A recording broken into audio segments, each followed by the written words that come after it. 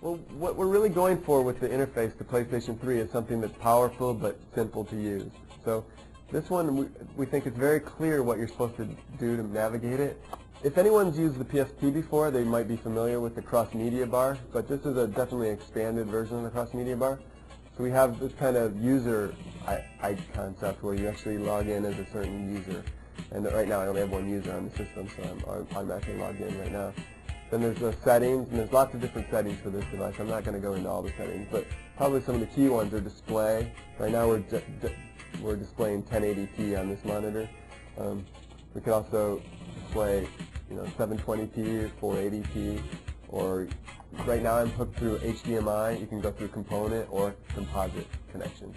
Then just like PSP, there's a kind of a photo, a music, and a video, and a game, and network. There's all these different kind of categories, they're called, and you can go into the category and see some images that I have here. I'll give you an example of an image here. I can make a slideshow, and there's lots of different formats of slideshow. So you can have this kind of traditional slideshow where it goes through and it just goes from image to image. And we have some kind of variations on the theme, which is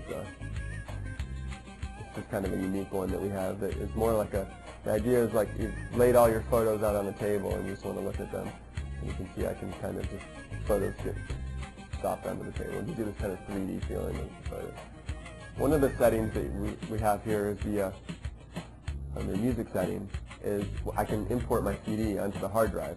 And you can pick your CD import settings. So you can pick which format you want to import. I'll pick, let's see, MP3 for example, and then you can pick your bit rate that you want to import at.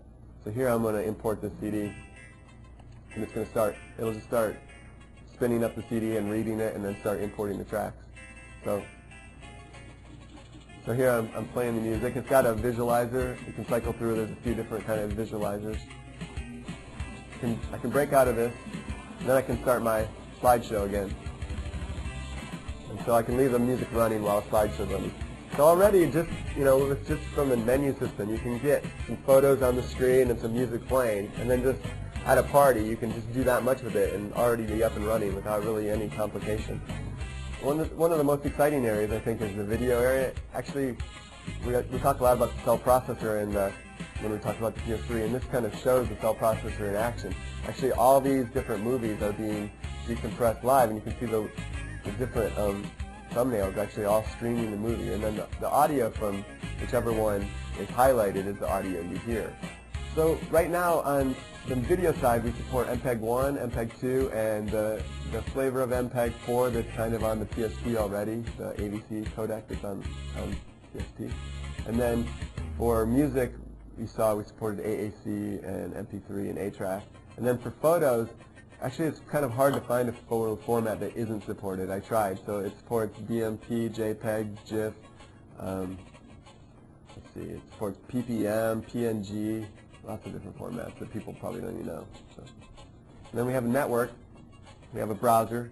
And I'll actually just enter the browser. I have it connected to the network here.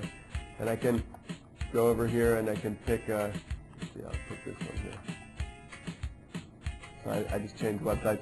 I actually have a bunch of bookmarks already stored here. Let me pick one of them. Here's the Google web page. So just showing the browser.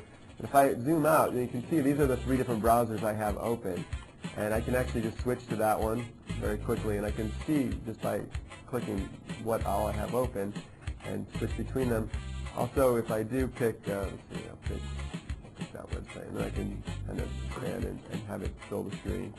And the text input we use for the browser currently is kind of similar to the PSP web browser. So, and also, in conjunction with that, if you were going to do some serious text input, lots and lots of text input, you could plug a keyboard into it, a USB keyboard into the foot.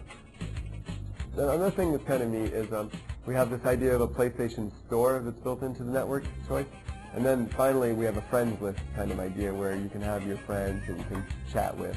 You can do audio chat or video chat or text chat with your friends. And you can also hook up to your friends to play a game online. There's different kinds of PSP. There's just the idea of plugging your PSP in and seeing the content that's on your PSP. And then there's also the idea of using your PSP in a game as part of a remote kind of play capability. So there's two different things. So it's possible for a game to actually leverage the PSP as a personal screen that you hold in your hand and you have personal information. So that's what the remote play idea is. My name is Richard Marks, and I was just showing you a quick overview of the PlayStation 3 user interface capabilities.